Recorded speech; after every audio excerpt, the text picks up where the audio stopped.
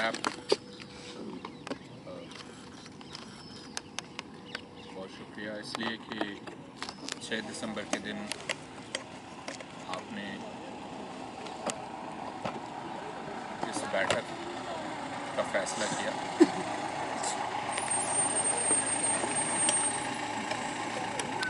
अभी हम लोग आपस में बात कर रहे थे कि आज के अखबारों को अगर आप उठा के देख लें, मैं टेलीविज़न की बात नहीं जानता, लेकिन अखबारों को उठाकर आप देख लें तो 6 दिसंबर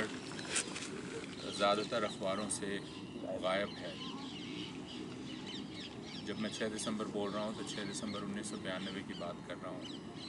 जब बाबरी मस्जिद को गिराया गया था। और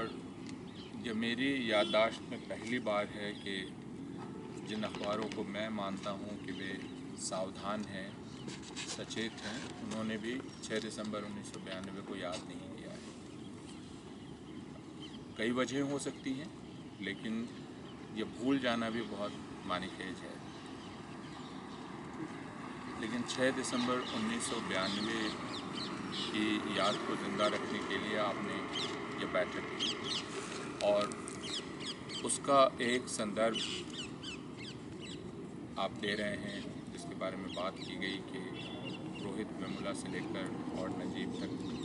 का सिलसिला है। और इसमें इस 6 दिसंबर की अहमियत को समझना हम सब लोगों के लिए बहुत ज़रूरी है। जैसे नजीब का गायब हो जाना कोई बहुत मायने नहीं रखता और नजीब की खोज में अर्जेंसी नहीं है।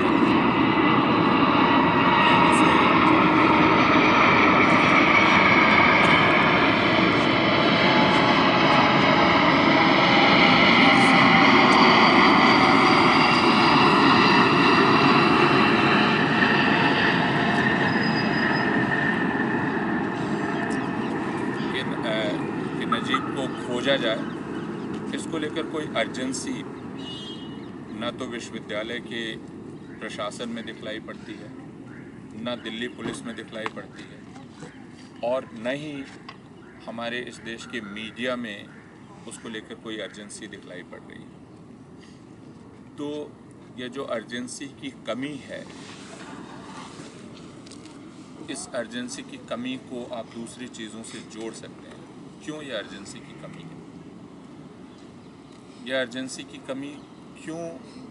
6 दिसंबर 1992 को जो हुआ उसे समझने और उसका इंसाफ करने में भी अर्जेंसी का एहसास क्यों नहीं है? क्यों उसकी ज़रूरत लोगों को महसूस नहीं होती है? और क्यों अक्सर यह सलाह दी जाती है कि एक चीज़ अब हो गई और उसे भूल जाइए और अब आगे बढ़ जाइए, क्योंकि दुनिया बहुत आगे बढ़ चुकी है और आप कब तक 6 दिसंबर 1992 से चिपके रहेंगे। तो अक्सर हम एक के बाद एक ऐसी घटनाओं से दो चार होते हैं जो धीरे धीरे गुजरने लगती हैं, हमारी याददाश्त का या याद का हिस्सा बन जाती हैं और उसके बाद यह कहा जाता है कि आप अगर उन्हें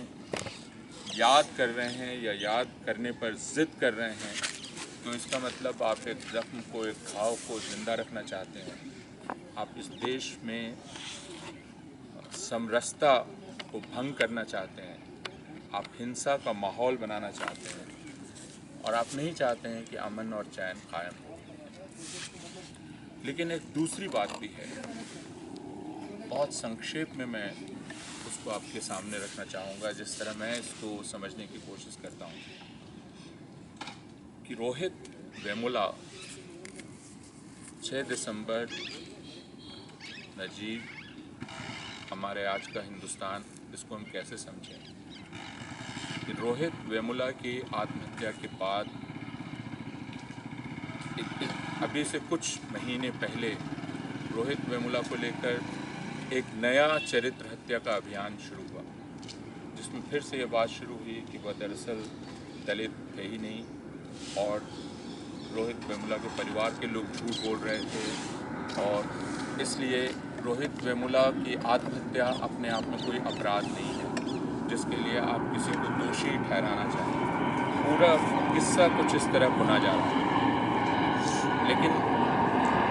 रोहित वेमुला या अम्बेडकर स्टूडेंट एसोसिएशन इतना ज़्यादा खतरनाक क्यों मालूम पड़ा, और वो सिर्फ इसलिए कि रोहित वेमुला हालांकि अम्बेडकर स्टूडेंट एसोसिएशन से जुड़े हुए थे, और अम्बेडकर स्टूडेंट एसोसिएशन हालांकि अम्बेडकर के नाम पर है, जिससे यह पता चलता है कि वह दरअसल दलित हितों और दलित अधिकारों के लिए काम करेगा। लेकिन अम्बेडकर स्टूडेंट एसोसिएशन और रोहित वेमुला जिस एक चीज़ को सामने रख रहे थे वो ये कि हम दरअसल जितने भी सताए हुए, जितने दबाए हुए, जितने ऑप्रेस्ड लोग हैं, हम उन सब के अलायंस की बात कर रहे हैं। इसलिए रोहित वेमुला का अपराध यह था कि वह मुसलमानों का सवाल उठा रहा था। अम्बेडकर स्टूडेंट एसोसिएशन का अपराध यह था कि वह मुसलमानों की बात कर रहा था। अम्बेडकर स्टूडेंट एसोसिएशन अगर सिर्फ और सिर्फ दलितों की बात करता रहता तो बहुत परेशानी की बात नहीं थी, ये मेरी समझ है। लेकिन चूंकि उन्होंने मुसलमानों का सवाल उठाया, इसलिए वे अपने आप में बहुत ज़्यादा ख़तरनाक हो गए। और इस चीज़ को बर्दाश्त नहीं किया जा सकता है कि दलितों में जो नया शिक्षित वर्ग है, वह नया शिक्षित वर्ग अपनी एक ऐसी राजनीतिक भाषा विकसित करे जो राजनीतिक भाषा भारत में जनतंत्र को एक नए दिशा में ले जा सके, जिसमें वो बतला रही है कि दरअसल दलित और मुसलमान ये दो, और आदिवासी, ये तीन ऐसी पहचानें हैं जिन तीन पहचानों को एक साथ आना बहुत ज़रूरी है, और तीनों को एक दूसरे के साथ मिलकर काम करना बहुत ज़रूरी है। यह नई राजनीतिक भाषा बहुत ज़्यादा ख़तरनाक मालूम पड़ने लगी, और इस वजह से इतना तीखा हमला अम्बेडकर स्टूडेंट एसोसिएशन पर, रोहित वेमुला पर, इतना ज़्यादा नफ़रत का हमला इन पर किया गया। उसी के साथ जवाहरलाल नेहरू विश्वविद्यालय पर जो हमला हुआ, उसके पीछे भी यही बात थी कि वह एक नई जनतांत्रिक भाषा की खोज की बात कर रहा है। जवाहरलाल नेहरू विश्वविद्यालय के छात्र कर रहे हैं, रोहित वेमुला कर रहे हैं। इस चीज़ को ख़त्म करके पहचान की राजनीति को एक बहुत सक्रिय गली में ढकेल देना, जिसमें जितनी भी ऑप्रेस्ड आइडेंटिटीज़ हैं, मैं फिर संकीर्ण अर्थ में उनको आइडेंटिटीज़ नहीं कह रहा हूँ,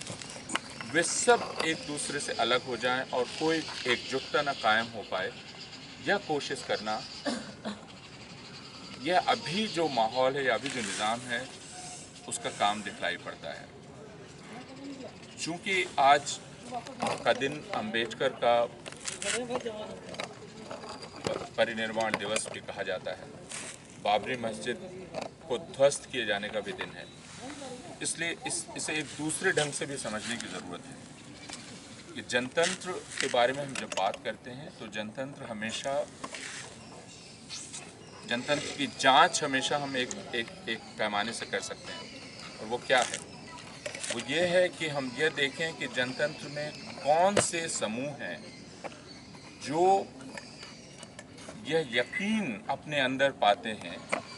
कि वे अपने हक के लिए आवाज़ उठा सकते हैं। जनतंत्र में हमेशा इसकी जद्दोजहद चलती रह सकती है कि कुछ समूहों को की ताकत छीनने की कोशिश की जाए, कुछ समूह ज़्यादा ताकतवर महसूस करें। लेकिन किसी भी जनतंत्र की सेहत की जांच आप ऐसे कर सकते हैं कि उसमें कौन से समूह हैं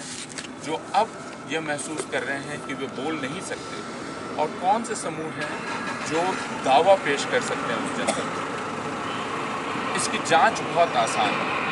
मसलन अगर आप ऊना की घटना देख लें जो गुजरात में हुई, ऊना की घटना के बाद दलितों का एक बड़ा आंदोलन हुआ, दलित बाहर निकले, उन्होंने आंदोलन किया, लेकिन उसके पहले झारखंड में 2 मुसलमानों को मारकर टांग दिया गया था।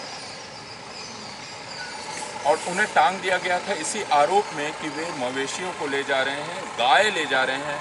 बेचने के लिए या मारने के लिए। उनको मार के टांग दिया गया।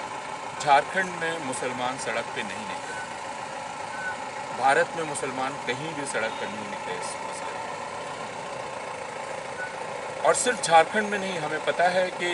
हम सिर्फ इखलाक को याद करते हैं, लेकिन तब से लेकर आज तक अगर देखें तो सिर्फ गाय के नाम पर अनेक मुसलमानों की हत्या या पिटाई हो चुकी है, लेकिन मुसलमान सड़क पे नहीं निकल सके हैं। तो यह कि दलित निकल सकते हैं, मुसलमान नहीं निकल सकते हैं, इससे हम जांच कर सकते हैं कि कौन हिंदुस्तानी जनतंत्र में ज़्यादा डिसएम्पावर हो गया है। जब मैं ये कह रहा हूँ तो मैं सिर्फ सोचने के लिए आपके सामने प्रस्तावित कर रहा हूँ कि मुसलमान अब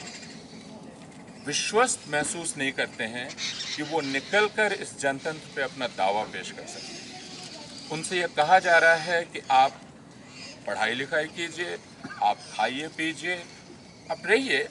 लेकिन आप राजनीतिक स्वर में बात मत कीजिए, आप राजनीति की बात मत कीजिए, आप भारतवर्ष पर राजनीतिक दावा पेश मत कीजिए। यह घटना है जो बाबरी मस्जिद के विध्वंस के बाद से जो घटनाक्रम चला है उसमें विकसित हुई है, और उसको लगभग भारत के सारे राजनीतिक दलों ने स्वीकार कर लिया है। और हमें आज के दिन अगर किसी पर विचार करना है तो इसी चीज़ पर विचार करना है कि भारतीय जनतंत्र को अगर उस दिशा में आगे बढ़ना है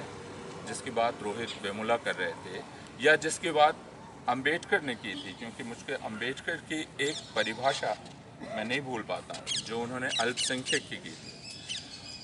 और उसमें उन्होंने कहा था कि महत्वपूर्ण संख्या नहीं है, महत्वपूर्ण यह है कि वह कौन सा समुदाय है